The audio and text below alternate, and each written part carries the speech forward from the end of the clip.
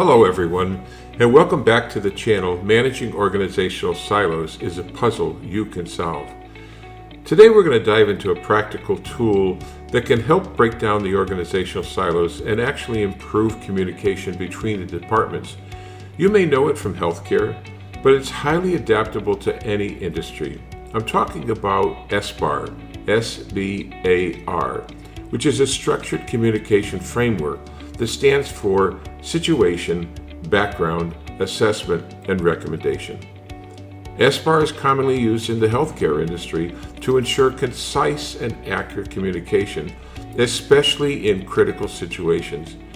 But today I want to show you how it can be an excellent strategy for managing organizational silos. As you know, silos occur everywhere. We see them everywhere. And silos occur when teams or departments become isolated, either through lack of communication or misaligned goals. SBAR provides a way to address these gaps and encourage cross-functional collaboration. So let's start going through this acronym letter by letter. The first part of SBAR is S, situation. When using this framework to address silos, we start by identifying the specific problems or challenge. For example, let's say there's a communication breakdown between the marketing and sales departments. This often happens in organizations and can really lead to inconsistent messaging to customers. In this case, or our situation, would be marketing and sales aren't aligned in their approach, which is leading to mixed messages in the customer outreach.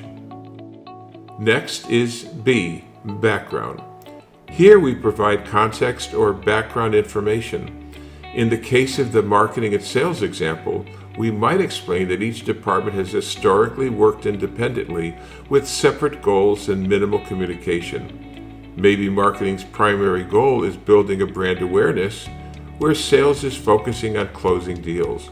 Understanding these historical divisions helps everyone see where the disconnect is rooted and why it might be hard for each team to work together naturally. Moving on to A for assessment.